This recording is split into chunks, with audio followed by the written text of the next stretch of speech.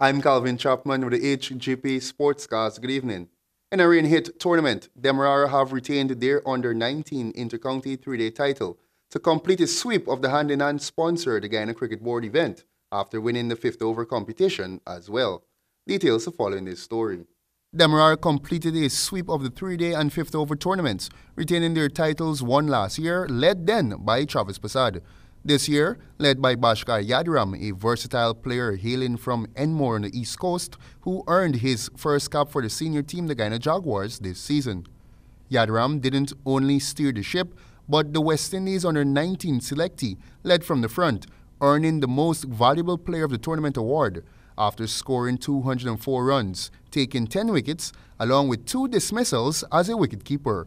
Well, it is a good experience, being around they got some senior players there that played last year in the under-19 tournament for them. I think they cope well with me, and just being around and telling me what to do and what not to do, I think that brings this team success. At the presentation ceremony this afternoon, June 15, Karen Archpaul of Berbice received the highest wicket-taker accolade for his 18 scalps, which included his 9-wicket haul against Demerara in the last round.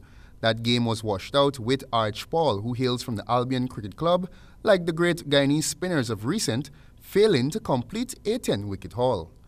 I feel a little disappointed, but never luck. The rain washed out the game, and bad luck for me next time. Raymond Perez of Demerara scored 259 runs to attain the highest run scorer trophy, while Robin Williams of the National Select Under-17 and West Indies Under-19 selectee Joshua Prasad were tied for the most dismissals award. Joshua Prasad, who played for the Select Under-17 last season, has tasted victory this year playing with Demerara. How does it feel in your first year in the Demerara Under-19 to win the competition? I think it's a great feeling to come out victorious in any competition is a great feeling, and to achieve something for your team is obviously a great feeling too. It was a frustrating and futile wait for the officials, media and teams, especially Afghanistan, seeking to become the first associate team to win an ODI series against West Indies, as the final ODI was washed out at the Darren Sammy Cricket Ground last night without a ball being bowled, as the 3-match series ended 1-1. Despite torrential overnight rain which continued for most of yesterday, Afghanistan would be the happier of the teams as they became the first associate team not to suffer a series loss against the West Indies. The fifth over day-night contest, set to commence 14:30 hours yesterday, was delayed due to a wet outfield and persistent drizzle, and when the skies cleared and the covers were removed from the square, play was scheduled to begin at 16:45 hours. And the overs reduced to 43 per side. However, the rain returned, and although the contest could have started not later than 20:15 hours with a 20 overs affair, the match did not stop and the match was called off at 19:10 hours. Afghanistan became the first team ranked lower than West Indies to beat them in an ODI in their own backyard when they pulled off a 63-run victory in the opening game on Friday, before West Indies won by 4 wickets on Sunday to level the series. The West Indies are in a great struggle to climb up the rankings and gain automatic qualification for the 2019 World Cup.